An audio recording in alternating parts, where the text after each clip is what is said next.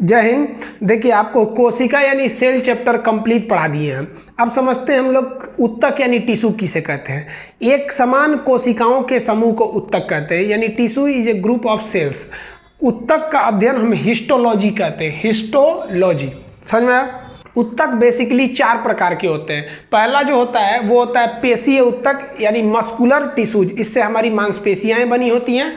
तंत्रिका उत्तक ब्रेन बना होता है। कनेक्टिव टिश्यू यानी संयोजी उत्तक पूरे शरीर को कनेक्ट करके रखता है। उपकला उत्तक चोट वोट लगने से बचाता है। चलिए अब समझते हैं हम लोग एक एक करके। पेशीय उत्तक यानी मस्कुलर टिश्यू से हमारी मांसपेशियां बनी होती हैं। ये मांसपेशी शरीर को रक्षा देने का काम करती है। मोटे लोगों को चोट कम लगता है, पतले लोगों को सीधे हड्डी पे चोट लग जाएगा। अब ये मांसपेशी 3 प्रकार की होती है। एक होती है रेखीय मांसपेशियां, इसे हम लोग हिंदी में ऐच्छिक मांसपेशी भी कहते हैं, क्योंकि ये हमारी इच्छा अनुसार चलती है, इसलिए इसे इंग्लिश में वॉलेंट्री मसल्स कहते हैं। इंग्लिश में वॉलेंट्री मसल्स, ऐच्छिक मांसपेशियां या रेखीय मांसपेशियां। इस मांसपेशी की एक विशेषता भी है तो एक खराबी भी है। विशेषता ये कि यह हड्डी से जुड़ी होती है और हमारी इच्छा अनुसार काम करती है। जैसे हाथ पैर, ये सब की मांसपेशी है, ये इच्छा अनुसार काम करती है। लेकिन ये ज़्यादा काम करा दीजिएगा ना तो थक जाती हैं, और मांसपेशियों में थकान लैक्टिक एसिड की वजह से होता है। याद रखिएगा, मांसपेशियों में थकान लैक्टिक एसिड। हमारी इच्छा अनुसार तो काम करेगी, हड्डी से जुड़ी रहती है लेकिन थक जाएगी ज़्यादा काम करने से। थकान किसके वजह से होता है? लैक्टिक एसिड के कारण। अब ये समझते हैं अरेखीय मांसपेशियाँ। ये मांसपेशियाँ जो होती हैं ये हमारी इच्छा अनुसार काम नहीं करती है, अतः इन्हें अनऐच्छिक मांसपेशियाँ कहते हैं। अनऐच्छिक मांसपेशियाँ हड्डी से जुड़ी नहीं रहती हैं, जिस वजह से हमारी इच्छा अनुसार काम नहीं करता है। जैसे हमारा किडनी है, हमारा लीवर है, हमारा पेट है, हमारी आंतें हैं, ये हड्डी से नहीं जुड़ी हैं। ये हमारी इच्छा अनुसार काम नहीं करता है। जैसे मान लीजिए आप खाना खा लिए और आप कहेंगे कि नहीं, इसको तुम रात 9 बजे के बाद पचाना, मानेगा वो, तुरंत पचा देगा। तो वो हमारी इच्छा अनुसार काम नहीं करती है। लेकिन इनकी एक खासियत है, ये थकती भी नहीं है। अगर इनको कहिए थक, अब पता चला रात में किडनी भी सो गया, ले रात में दिल भी सो गया, फेफड़ा भी सो गया, कभी नहीं थकता है। जब से पैदा हुए लोग फेफड़ा ऐसे सांस ले रहा है, थकता ही नहीं है। कोरोना में थक जाता है, सांस लेना छोड़ देता है, आदमी मर जाता है। तो ये मांसपेशियाँ थकती नहीं है।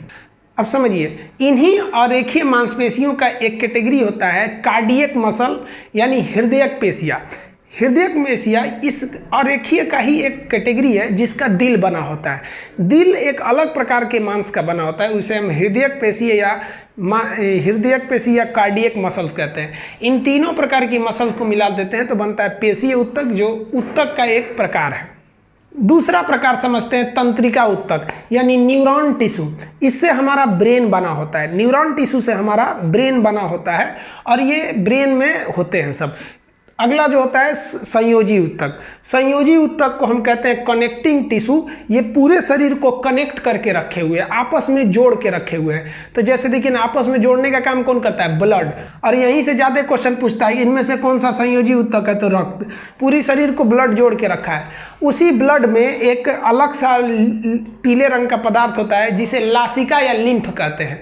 लासिका या लिम्फ दोनों ब्लड के साथ ही रहते हैं। अब इसी संयोजी उत्तक यानी कनेक्टिव टिश्यू में आता है आपका बोन यानी हड्डी, और नरम हड्डी को हम क्या कहते हैं? कार्टिलेज यानी उपास्थि से अस्थि कहते हैं। यानी पूरी शरीर को जोड़ने वाला काम ग्रुप में याद रखेंगे। ब्लड, उसके साथ कौन हो जाएगा? लिम्फ।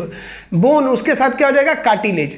तो ये आपका हो गया कनेक्टिंग टिश्यू यानी संयोजी उत्तक। तो ये संयोजी उत्तक में आपको रक्त ही ज्यादा क्वेश्चन पूछता है, ब्लड से। समझ में आ गया आप लोग को? ये पूरे बॉडी को जोड़ के रखता है। अब आते हैं चौथे प्रकार के उत्तक यानी 4th टाइप ऑफ टिश्यू, जिसे हम लोग कहते हैं उपकला उत्तक यानी एडिपोज उत्तक। ये बहुत इंपॉर्टेंट है, समझिए इसके बारे में।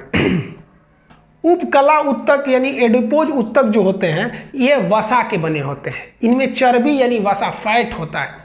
ये वसा हमें सुंदरता प्रदान करता है। जिनमें वसा होता है ना, वो मोटे ताजे दिखते हैं, गाल फूला फूला दिखता है। और वही वसा कम रहेगा तो ढचकल पचकल टेढ़ टाढ़ हो जाएंगे। तो सुंदरता प्रदान करता है, चोट लगने से बचाता है। देखेंगे जिम उम जाइएगा तो पूरे छाती पे मांस भर जाता है, ये मांस भर जाता है, मारिएगा तो चोट ऊपरे रह जाएगा। और हमारे तरह दुबला पतला आदमी को मारेंगे सीधे तो दिल पे चोट लग जाएगा, फेफड़ा पे लग जाएगा। वसा हम लोग को सुरक्षा भी देता है, समझ में आया? वसा का एक और महत्वपूर्ण काम होता है कि वो हमें ठंड से बचाता है। देखिएगा, जिसमें वसा ज़्यादा रहेगा उसको ठंडा कम लगता है, तो यानी मोटे चीज़ में ठंडा कम लगता है। अब महिलाओं में जो पुरुषों के तुलना में 20% वसा यानी फैट ज़्यादा होता है, 20% वसा उनमें ज़्यादा होता है, इसलिए महिलाओं को ठंड कम लगता है पुरुषों की तुलना में। आप देखिएगा ठंड के दिन में शादी ब्याह में देखिएगा पुरुष पूरा दुनिया भर का मफलर लपेट रहेगा, कोट पहने रहेगा, तभी इसी से कांपेगा। और उसी की पत्नी को देखिएगा ना, महिला को एगो साड़ी पहन लेगी और उसी में झमकाएगी और पिछवा ना इसे काट लेगी, इतना बड़का लगेगा एयरपोर्ट है पूरा, उसको ठंडा नहीं लगेगा। और थोड़ा आप निकलिए तो वैसे ही ठंडी के दिन में मार देगा, वहीं गिर जाइएगा। तो ये वसा का बहुत महत्वपूर्ण काम है। ये वसा कहाँ रहता है? उपकला उत्तक में रहता है। तो एक वसा का काम समझ गए। ऊंट का जो कुबड़ होता है ना, कुबड़, तो लोग कहते हैं उसमें पानी भरा रहता है, पानी नहीं रहता है। ऊंट के कुबड़ में वसा रहता है। ऊंट के कुबड़ में क्या हो जाता है? वसा। आदमी का जो पेट होता है, पेट, ये पेट जो होता है इसमें खाना थोड़ी भरा रहता है, वसा भर जाता है। देखिए जिसका तोन निकल जाता है उनमें क्या होता है? वसा भर जाता है। मेरा भी निकल रहा है थोड़ा थोड़ा। तो देखिएगा जिनका पेट निकला है ना, वो बेचारे 10 दिन से भी भूखे रहेंगे ना तो उनका पेट निकला ही रहेगा, क्योंकि उनमें क्या भर जाता है? वसा भर जाता है। हमारे चमड़ा के ठीक नीचे उपकला उत्तक यानी एडिपोज उत्तक, इसे इपिथेलियल भी कहते हैं, ये पाया जाता है। जब आदमी बूढ़ा होता है तो ये उपकला उत्तक घट जाता है। तो चमड़े के नीचे से उपकला उत्तक खत्म हो जाने से वसा की कमी हो जाती है और ये चमड़े झुर्री पड़ जाते हैं। तो बुढ़ापे में जो झुर्रियाँ पड़ती हैं वो उपकला उत्तक के घटने से वसा घट जाता है और चेहरे पे क्या पड़ जाती हैं? झुर्रियाँ पड़ जाती हैं। तो आप उत्तक के चारों प्रकार समझ गए। पेशीय उत्तक की मांसपेशियाँ बनी होती हैं, तंत्रिका उत्तक का ब्रेन बना होता है, संयोजी उत्तक ब्लड, उसके साथ लिम्फ, बोन, उसके साथ कार्टिलेज, और उपकला उत्तक की वसा।